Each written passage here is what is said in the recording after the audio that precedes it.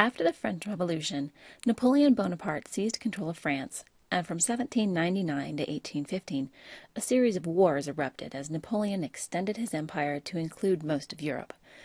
Britain sought to destroy this pesky rival once and for all. Do you remember being a small child and seeing your parents fight? What did you do? When America was caught in the middle of these two old European rivals, the young nation was a little scared to pick a side.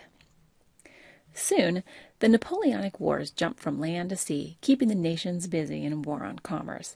Like a teenager who has seen her parents bicker now for years, America took advantage of their distraction and expanded its role in transatlantic commerce.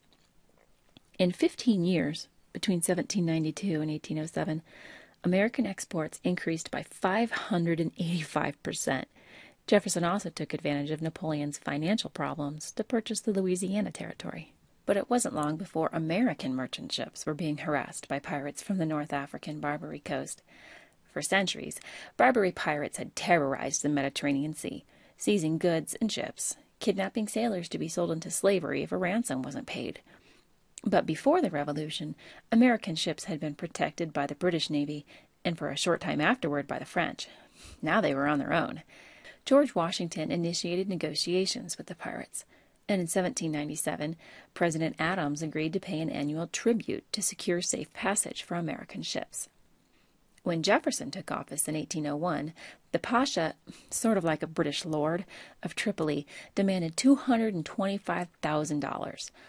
Although it was significantly less than previous administrations had paid in tribute, Jefferson refused, so the Pasha declared war on the United States. Congress never officially declared war in return, but it did authorize Jefferson to protect American interests.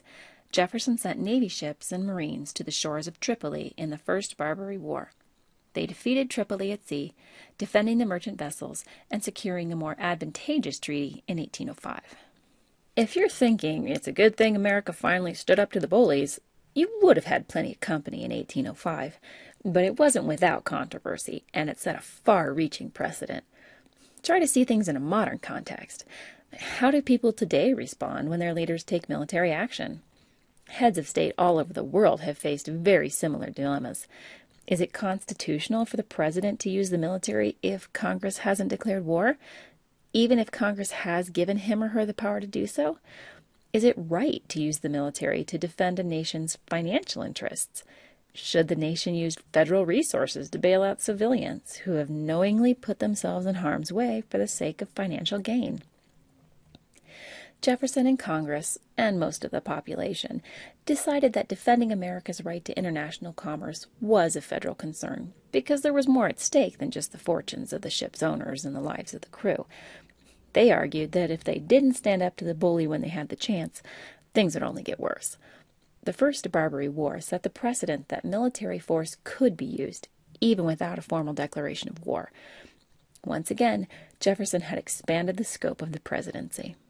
Despite the successful engagement with the Barbary pirates, or maybe because of it, both England and France tried to provoke the United States into taking a side in the Napoleonic Wars.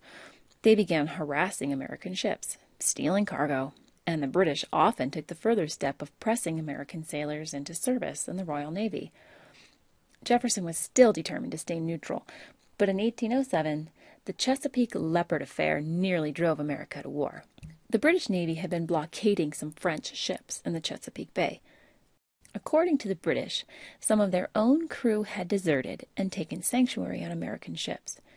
The British warship Leopard attacked the American Navy ship Chesapeake and carried off 4 men.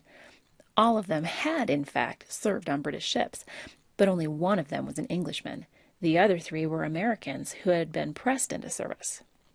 American citizens demanded a declaration of war in response to the Chesapeake Leopard affair, noting that it wasn't just an attack on American commerce or violation of neutrality. It was an act of war against a military installation in which men had died and prisoners were captured. What do you suppose Jefferson did? No, he didn't declare war, or even send in the Marines to kick their tails like he'd done along the North African coast. Instead, he tried to wage an economic battle against Britain and France. First, Congress implemented a boycott of British goods and then passed the Embargo Act of 1807, prohibiting American ships from sailing for foreign harbors. The goal was to create enough financial hardship for warring nations that they would accept U.S. neutrality and leave American ships and sailors alone.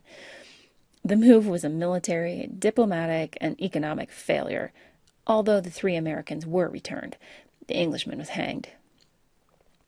Europeans continued to get the goods they wanted through smugglers that passed through Canada and continued to attack American ships. The only nation that was truly hurt by the trade restrictions was the U.S., when exports dropped by 80% in 1 year.